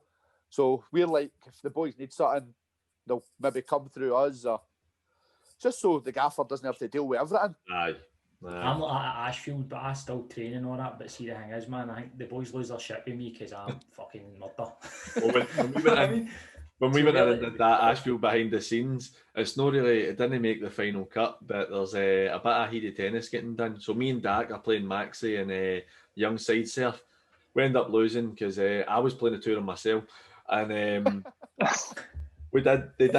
boys did a kind of big heated tennis at the end before we went and did a wee challenging. And I'm sorry, mate, but fucking they were just aiming at you. The other team were just aiming at you, and I felt I nearly didn't leave my pal in, because it was. I was like wee Monty Panesar, man. I was just good at getting the first service in, man. I was putting it. To be fair, that's what when we did heated tennis when we were at Rossvale, we used to just aim for Kirky. Terrible at it, honestly. And he'll hate me saying that because he thinks he's brilliant at it. But ask any of the Rossvale boys, he was awful. Just aim for Kirky, guaranteed point. When Gaz says ask any of the Rossvale boys, he means ask the Clydebank boys, because they took all them with them. So you're talking about having the young centre halves in that. Moff, this is more for you. How do you feel having the 20s development team as part of the setup? How is it kind of going to benefit the club? Or do you think it's something, because a lot of teams basically just have it because it's a requirement? What's your view on it? For us, it's a big deal. We can see the now. Our back four this season, the left and right back, are both boys for the development team. You know, because at the moment, we've got Paul Byrne, who's coming back for quite a long-term injury. We Andy Pease had a few wee niggles, and Mikey Bailey same on the other side. So our right back's been Ben Cameron, our left back's been Ocean McHugh, who are 18 and 19. So that probably speaks volumes. And Matt McLean, that Gaz mentioned as well, came through the academy as well. So 3 at the back 4 have been basically playing in the Clydebank academy. So I think for us it's a big thing. We try and integrate them as much as we can, and you know, even if it's just pulling boys up for a bit of training and stuff. Again, particularly when things are normal, David trained on the other side of the pitch from us. At the moment, they're obviously not able to train at all. But we pull them in when we can. You know, with several other boys playing games last season. Just off the top of my head, young Adam Smith he started at home to Auckland like Talbot last season. Do you know what I mean? Played the full game. So I'm no shy in throwing them in, because you know several of them are good enough, and that's what your development team's there for. I think as well it's important because obviously we can use it properly to, if we've got guys coming back from injury again. For example, Paul Byrne just now come back from a really bad Achilles injury. If things were normal and development league was going, Byrne would go in there and play 3 or 4 games with them. You know, if it was all up and running normally. So that's going to be a big benefit as well, being able to drop the senior guys down for a game when they need it. Might just be a guy who's not been in the team for 5-6 weeks. So it's a mutual thing, and I think it'll be really, really good when hopefully next season it's a bit more functional, and it's, you know, things are a bit more normal. Yeah, I love it because my big thing is let's be honest, like there's a lot of expectation at Clydebank, and there's obviously a lot of pressure there as a management team, and for you to have the trust in the boys at 18, 19 years old and gain them games at that level, and obviously the boys are repaying you, but I think it's brilliant to see, because I don't know how many times I've seen it anyway, that clubs go with the tried and tested boys all the time, the same boys that have done the rounds, and they go from club to club and they go in and they do a shift. So it's brilliant to see that you as a management team are wanting to put trust in the young boys as well. See, the thing is with that, Tack, as well, though, to be quite blunt, they wouldn't be playing if they weren't good enough. Aye. See, if they were just going to sink, I couldn't, like you say, I couldn't play them because it's a results business. But so that's on the players, that's on those young boys to come in and show they're good enough, and they've done that. You know, young Ocean is an example. You know, to come in. Sorry, my headphones are playing up. To come in under a bit of pressure when two sort of senior left backs are out of action. He's been top draw, and don't get me wrong, you know, he said a couple of wee wobbles in games and stuff, but we spoke to him about that. Yep. We spoke to him about the next training session. We've talked him through how he had that wee bad 10 minutes and how he can get himself out of that in future, and spoke about getting the guy in front of him and, you know, get him in close to you for 10 minutes. So I can't speak highly enough for the young lads, you know, but as I said, they don't get a chance if they come in, they get a chance and they're not good enough, they wouldn't play. So it's down to the players. I think you're spot on with that. For me, like, I've kind of just been a wee bit involved with the Ants 20s, but I've only been in twice because, like you said, the boys aren't able to train or play just now. But I think that a lot of clubs don't realise how lucky they are that this has come in, because every season you have the whole scouring to try and get players and you're fighting with the same boys. But I think that even though it's only in its infancy, you're going to have a stage where once clubs start getting promoted into the Lowland League and further than that, basically you're going to be able to start getting boys off of pro youth teams where you can bring them in, because it's going to be credible. They know you've got a lot of like boys club teams have just been taken there by clubs, but I think in the next few years you could really start to see a lot of quality coming through for the development side. Definitely. So I think it's a brilliant thing to come in. It's something that clubs should have done before. I think as well, Paul, clubs need to spend the time and get the right infrastructure going down the club to make that happen as well. The fact that, to use Ocean as an example, Ocean comes into their team, and as I said, if he's not doing it, he goes back out. But he's good enough because, you know, we're lucky enough to have probably one of the best development squads in Scotland, if I'm honest, you know, at our level. And that's because the club have spent a bit of time doing that. You know, we've got, you know, Scott Cashin and Paul Mooney that look after the development team, and then guys below that. We've spent a bit of time, you know, way before my time, getting the right things in place. And Scott and Paul have built that team up over a couple of years so that, you know, ultimately they know the end goal is to get a player in the first team. So they know, they're watching us now. They're watching us from last season to this season, and they're seeing the improvement. And they're going, well, we need to up our game again because a guy needs to be even better now to go in and play there. So they're really buying into what we're doing as well as us buying into what the academy's doing, and that's what makes it work. Otherwise, if there's a disconnect, it just doesn't work. Boys just come in, managers look at them and go, no good enough, sorry, I'm going to go sign a boy. Boys, but I've seen the young boys that they've been taking and coaching and all that, getting in and playing in the first team and doing well. So they'll get their buzz, won't they? They love it. So you'll see. They get a free swab in that up at the clubs for games, free hospitality there. I think part of the issue you have the now, I think you might get friction in a sense at certain clubs. It's all right the now because they're not playing, so you get free reign. But there'll come a point where it's competitive for the 20s as well. So boys will be wanting to win things, and teams will get kind of taken apart a wee bit by first teams who might need players and pulling boys at the 20s, which is purely what the 20s are there for. But at the same time, you could end up with possible friction with teams because clubs want to I think you're right, that could happen. But again, I think that we've now got a good relationship with the guys, that they see the bigger picture and they're actually motivated by the bigger picture, you know, because again, as Dak said, you're looking at young Ocean and young Ben being part of your squad now. Young Jamie Stevenson, there's a backup goalkeeper to Jambo just now. Again, those guys are in there, and it means it's working. You know, it's working, and I think, as guys said, they're getting a buzz off that, and I think they are bought into Definitely. that. They might not win a big game because we've got 4 of their boys with us, but the bigger picture is they've done their job. That's it, and ultimately they're there to help boys progress. One thing I'd like to touch on before we go is from the 19th of December last year, the only points you've dropped this season against Rossvale. I actually bumped into Gorms at Flip Out with the Wains no long after it. I think it was only a few days after it I bumped into him, and he said something along the lines he had you two in toast because you both get sent off like a couple of wee daft boys. Thing is, we're up on Friday, but you need to be careful what you say here, guys. I know that. I was actually just going to fly straight in there. But Moff, shut up the guys. On you go, mate. He's not your guy. Go for it. I'm actually in the middle of a conversation with Gorms, and the linesman took it that I'm talking to him, which is that's not what happened. I'm in the middle of a conversation with Gorms, and the linesman's got me sent off, and then how did you get sent off? But Kirky kept his cool. That's fucking bad. That's crazy. Kirky's that was one of the mysteries. He's just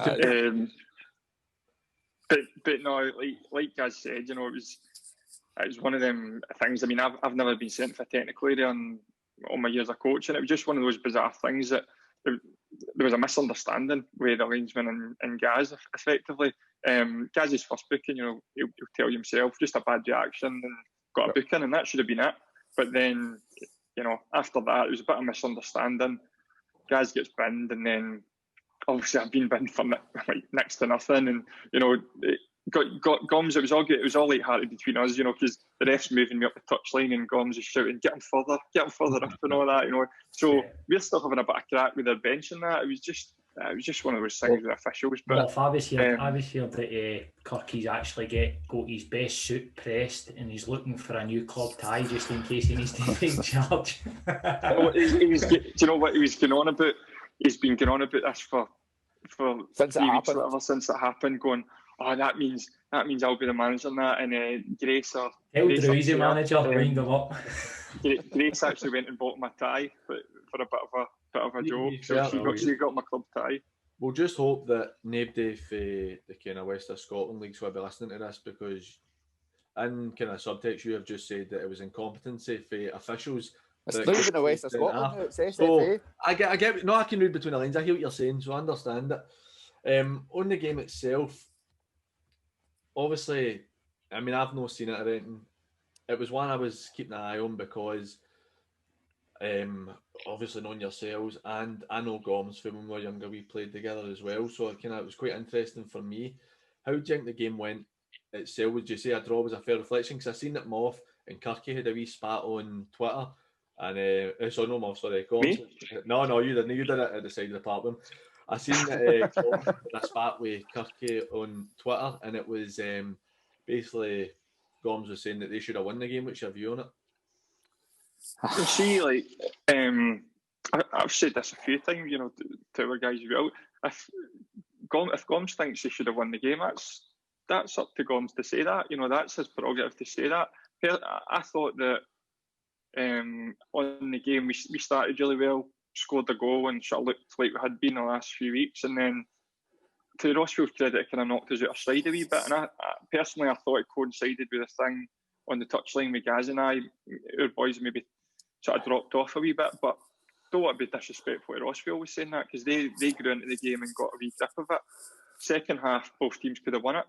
You know, to be honest, both teams could have won it. Rossvale had one across the face. I think Nicky Little had one. He lifted it over the keeper near the end, probably in an order to finishes. So, to be honest, I thought a point was fair in the day.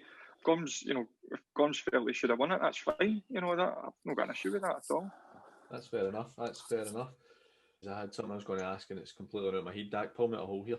No, mine's is my big thing like, to ask us as well is, like, as a management team, what is like the aspirations now for you for like the future and that? Obviously, I'd like, where do you see yourselves going in management, and what's the aspirations basically? I'm trying to get at there. So we take Clydebank as far as we can. as I said earlier, they're honestly a massive club. I genuinely believe if the fans were allowed in this year, they would have seen a spike in their support because it's back being senior, and that's what's been their main goal. So to take them up the leagues would be unbelievable. What's the committee like in terms of? I get the impression you have quite a good working relationship with them, but what is they've obviously got aspirations to be back in the leagues. So is there any kind of pressure on you for you to be able to deliver that? I wouldn't say there's pressure from the board, but again, as you know, Paul, like, our board's made up of fans, so it's made up of people who followed the club for a long, long time. So they're passionate about the club, they're passionate about everything about it. So I think that us being in the senior pyramid now, and even having an opportunity to go higher, that's been a huge milestone for the club. So this season, and just with that, that's been a huge deal. As I said, Grace that runs the club, hugely passionate, hugely switched on about what the club's doing, working towards our licence at a minute. Again, for the bigger picture, we're getting in the big Scottish. When the time comes that we maybe do get into the playoffs, we've got the opportunity to go up, because for us there's no point in us being in the pyramid and we've still got that ceiling where we can't go above. So we need a licence to do that. So we're working hard to basically get that as we speak. We're working on that just now. But ultimately, to answer your question, the board want to see us go lowland in League Two. That's what we're here to do. But there's stacks of good teams and big clubs around about us, and it's not just going to happen. But I think personally that, let's say, from last season to this, we're progressing, and obviously we want to do that again in the summer to next season, and it's got to be the aim, Paul. There's no point, as I said earlier, when talking about mentality of the club and mentality of the squad, there's no point in me coming in and saying, we'll be happy to scoot about the middle of the league and maybe win a cup. What's the point? So in my short time as a manager, it's been success, it's been winning, it's promotions, it's titles. That's got to be the aim. Otherwise, why bother? I think there's got to be a wee bit of frustration on your part, obviously, with no promotion this year, where you have had such a good start, and obviously there's still a lot left. There is promotion in yours. Is there? Aye. If you're licensed. There's an opportunity, aye. Is that right? If you're licensed, the playoff, obviously against the East of Scotland, because the South of Scotland are obviously got to finish up. So that's quite good. I didn't actually realise that. I just assumed it was going to be like the rest of the divisions where there was no. That's only one that's. So if you get your licence this year, win the league, then you've got a playoff to get promoted against East of Scotland champions. Oh, that's brilliant. That's good. See, for me, like you were talking, obviously, just a quick wee one that just popped into my head there. See, although there's no fans in, I think a lot of credit's got to go to the streaming that the club's been put on, by the way, because it's up there, the best one. It's probably the only way I think Clydebank could make that streaming a bit better is putting PG and DAC on it. But apart from that, I was just about to say that. Me and you again one day. And I hope if you speak to Paul that runs it, sponsorship opportunities are available. So. Right, we were actually thinking about it. I'm hoping that the next time that we can, if once things open and we get down to a Clydebank game, they will actually give us a good wee bit of hospitality, and then I can sit with Jimbo after the game and have a wee swag. We'll go back to Gazzy's flat.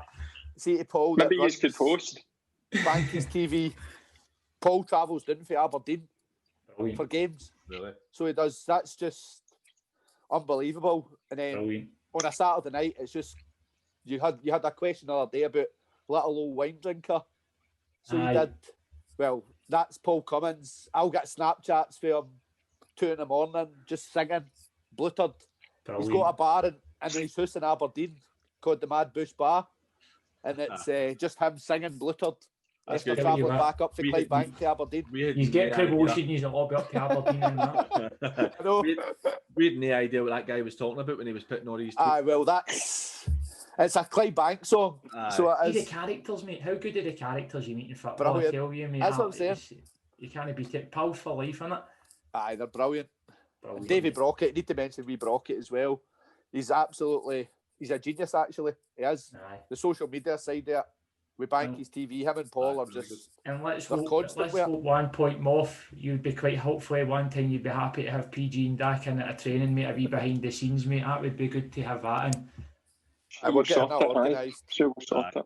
Kirky can get his day in with fast feet and all that, but I don't know what he's in. We'll be doing shape is the challenge. Bleep test. Oh no, I wouldn't want to show your boys up with a bleep test, believe me. I know. Right, Don't. it wouldn't be good for your boys. We'll just Nah, leave it it wouldn't at that. Right, well, guys, we're going to wrap it up there. Again, I can only thank you for coming on and doing us this great favour for our first show. Aye. You're the two we really wanted to get on for the first show, and it's honestly greatly appreciated. We wish you all the best for the rest of the season. Aye, lads, honestly, Thanks listen, very we wish you all the best and thanks for your time, man. You've been top quality, although the parter's been better for me. I know you're going to give me a harder time, Dak. Mate, honestly, mate, there's a lot of things I wanted to say, but I just didn't think I could bring it up, mate, honestly. I'll get you. Listen, this show, we can get you back on again, guys. Don't worry, mate. Behind the scenes. behind the scenes is where it'll happen, mate. Right, mate. Guys, thanks Right, a lot. listen, Cheers. thanks, boys. Cheers. Take care. Thank you. Cheers. Thank you. Cheers.